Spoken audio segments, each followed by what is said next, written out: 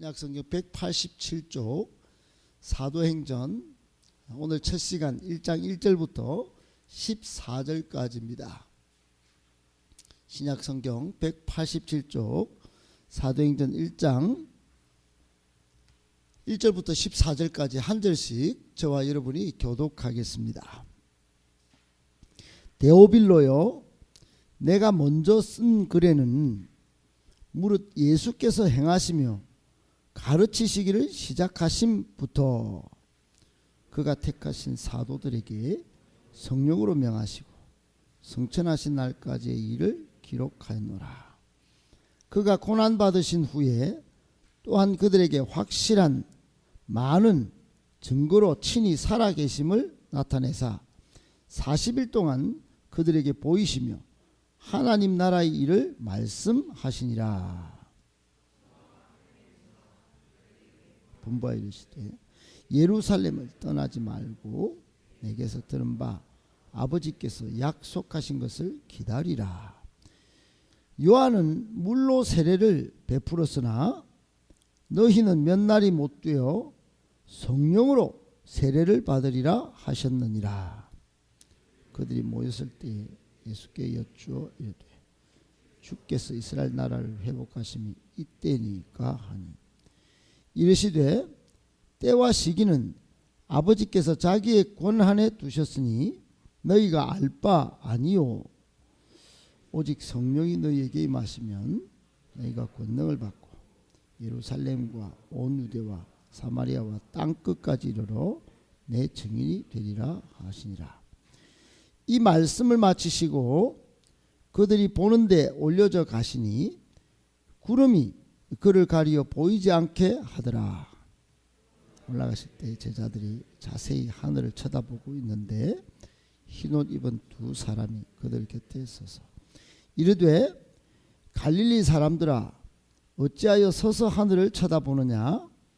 너희 가운데서 하늘로 올려지신 이 예수는 하늘로 가심을 본 그대로 오시리라 하였느니라. 제자들이 감람원이라 하는 산으로부터 예루살렘에 돌아오니 이 산은 예루살렘에서 가까워 안식일에 가기 알맞은 길이라. 들어가 그들이 유하는 다락방으로 올라가니 베드로, 요한, 야고보, 안드레와 빌립, 도마와 바돌로메, 마테와 및 알페오의 아들 야고보, 셀로신 시몬, 야고보의 아들 유다가 다 거기 있어.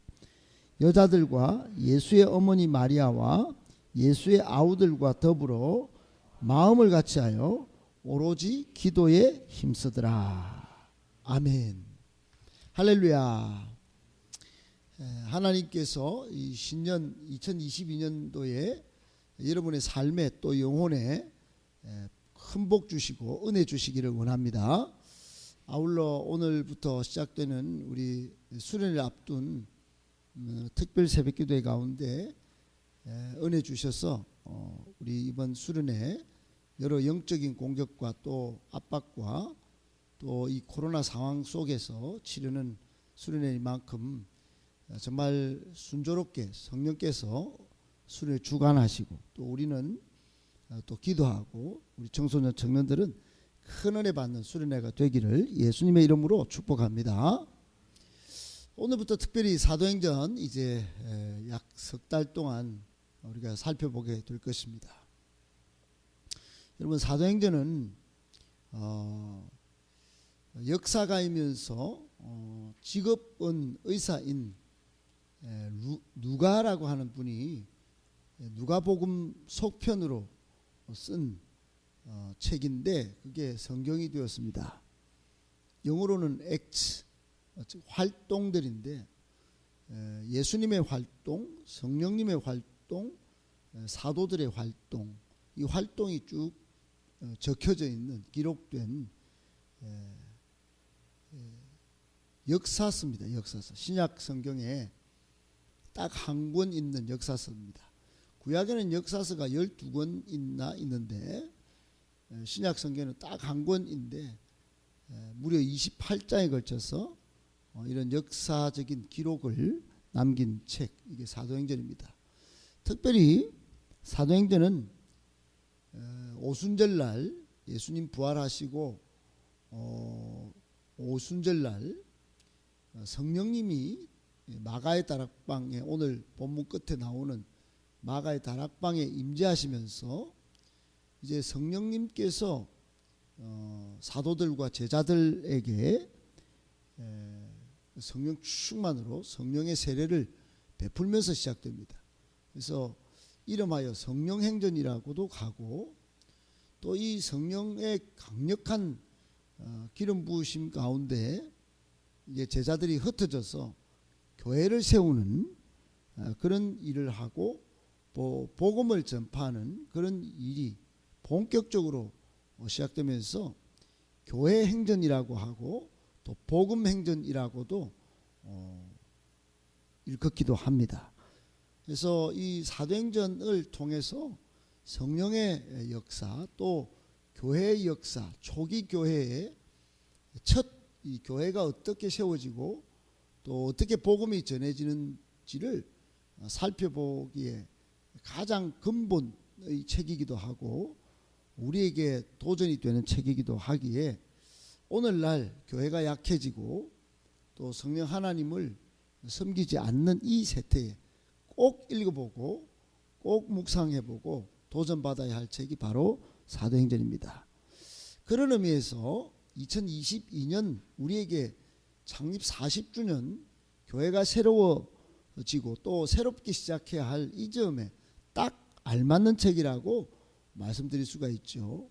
그러면 오늘 사도행전을 우리가 묵상을 시작하면서 2022년 새해 누구와 어떻게 우리 신앙을 시작할 것인지, 또 우리 교회도 창립 40주년을 맞았는데 우리 교회는 앞으로 어떻게 시작해야 할 것인지, 오늘 본문에서 세 가지 시작을 누구와 어떻게 해야 되는지 말씀하고 있는 내용이 있습니다. 그것을 정리해서 묵상하도록 하겠습니다. 첫 번째, 우리는 또 우리 교회는 부활 예수님과 함께 시작해야 합니다.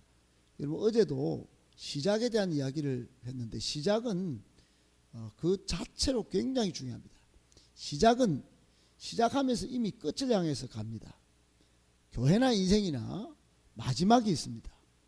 예수님께서 마지막, 즉 창세기에 나와 있는 에덴 동산이 첫 시작이었다면 우리의 마지막 에덴 동산이 있습니다.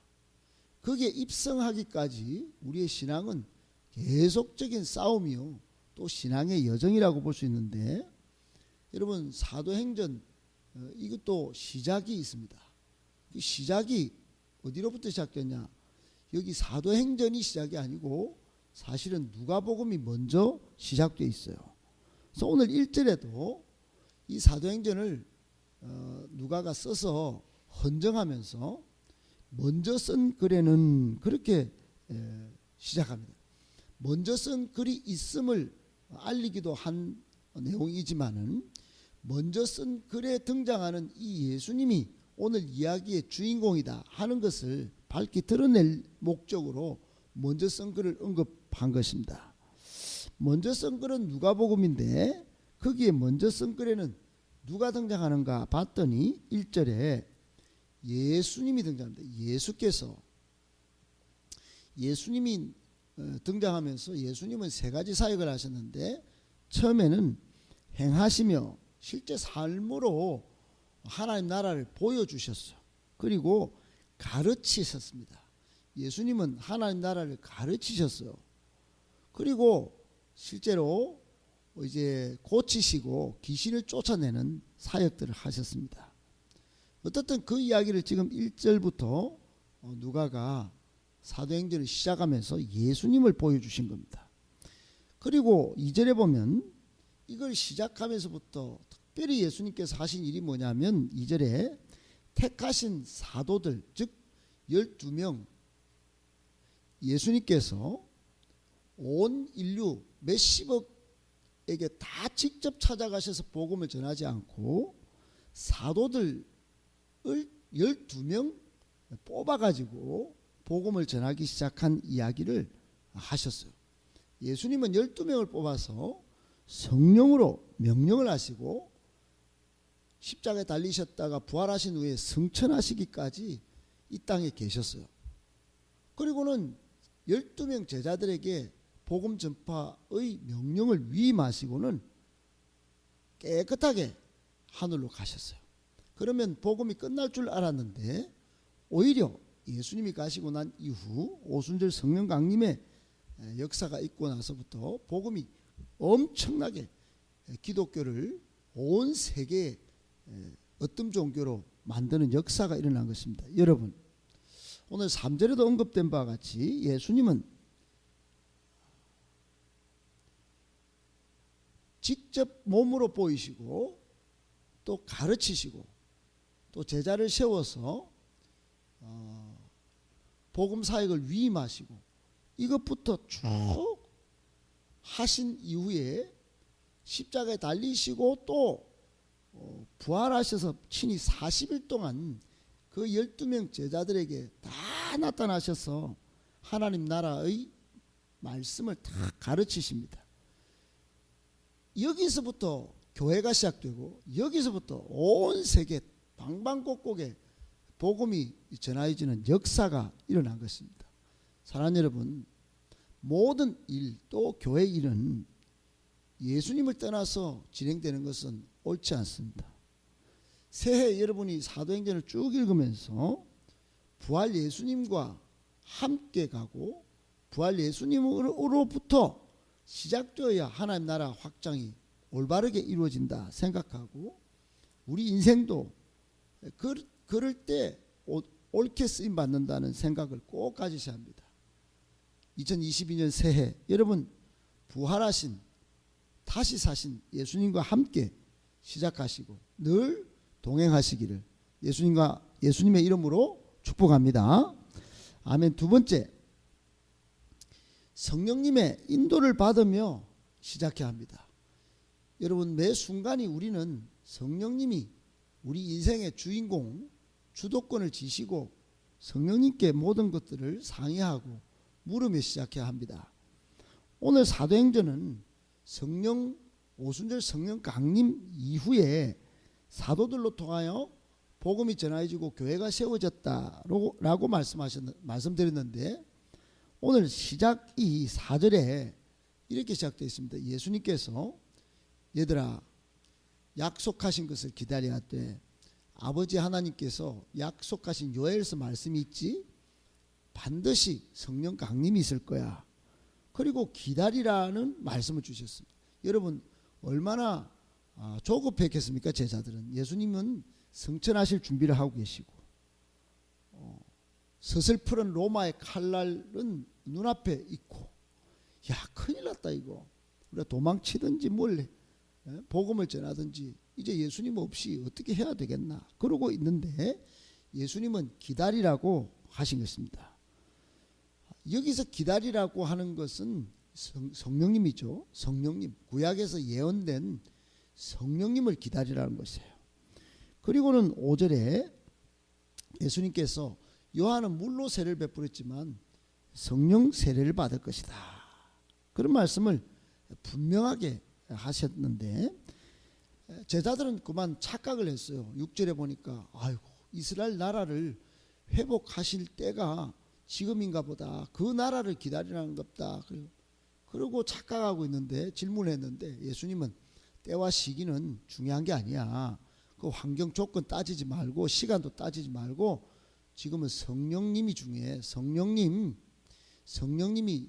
너희들에게 와서 주도권을 쥐면 너희들은 아무것도 안 해도 돼. 가락하면 가고 하락하면 하고 그러면 돼. 그러면서 8절 그 유명한 말씀을 하신 것입니다. 오직 성령이 너희에게 임하시면 너희가 권능을 받고 엄청난 능력을 힘입어서 예루살렘 너희가 있는 지금 예루살렘 로마 군인들이 차닥차닥 다니는 이 예루살렘 그리고 온 유대 그리고 사마리아와 땅 끝까지 이르러 내 증인이 될 거야. 그런 말씀을 하신 것입니다. 사랑하는 여러분, 우리의 사명은 땅 끝까지 이르러 증인되는 사명이 있습니다. 이 사명 어떻게 감당할까요? 내 힘으로 내 조건 따지면서 안 됩니다. 성령님이 주도권을 쥐고 성령님께서 하라 하시면 반드시 정인된 사명을 감당할 수 있습니다.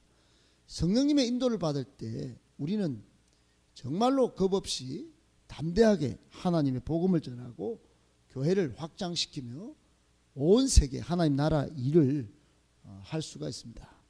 꼭 기억하시고 2022년 뿐만 아니라 우리 호흡이 끝나는 날까지 땅끝까지 이르러 정인되는 이 사명을 감당하기 위하여 성령님의 인도를 받을 것을 강력히 오늘 말씀이 요청하고 있는 바 그대로 살아가시기를 예수님의 이름으로 축복합니다.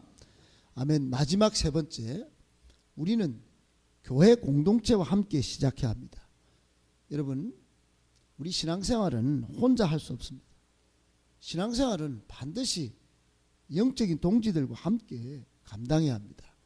마귀는 우는 사자와 같이 우리의 삼키려고 합니다.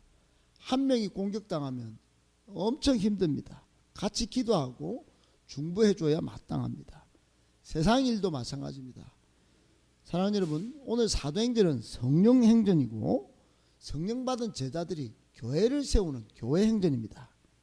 처음에 제자들은 어떻게 했나? 오늘 우리가 이제 세상의 정치 세력으로 우뚝 서겠구나, 예수님이 그 말씀을 하시는구나 조금 착각했는데 그만 예수님이 아니야, 성령 받아서 너희들 땅끝까지 정인되어야 돼. 그러고는 9절에 승천해버리시는 겁니다. 구름 타고 올라가 버리셨어요. 멍하니 바라보고 있는데 그때 두 천사가 나타나서 이렇게 말합니다. 올라가신 그대로 너희 봤지? 그대로 다시 보라, 주님 구름 타시고 다시 오실 거야. 그렇게 말씀해 주는 거예요.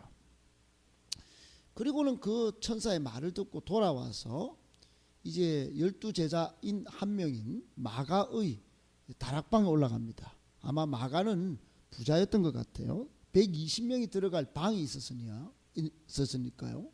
거기에 올라가니 12제자들 외에 예수님의 어머니 마리아와 그리고 많은 여자분들, 그리고 예수의 아우들, 즉 예수님의 혈육 친동생들이 같이 더불어 있는 거예요. 그래서 한 일이 뭐냐? 마음을 같이하여 기도에 힘썼습니다. 사랑하는 여러분, 우리 행복한 교회는 마음을 같이해야 합니다. 창립 40주년 이후에 40년의 부흥 시기는 마음을 같이해야 오는 것입니다. 아울러 한 가지 더 있다면 같이 힘써 오로지 기도에 힘써야 합니다. 우리 오늘 사도행전을 통하여 하나님께서 우리에게 교회생활 또 신앙생활에 큰 도전의 말씀을 주신 세 번째 말씀은 교회 공동체를 떠나지 말고 같이 마음을 합하여 오로지 기도하라고 요청하십니다. 그리할 때 우리 교회 40년의 부흥이 올 것이고 여러분의 인생도 정인된 사명을 잘 감당하여 주님께 인정받는, 칭찬받는 그런 삶이 될 줄 믿고 오늘 본문의 말씀대로 살아가시기를 예수님의 이름으로 축복합니다. 아멘.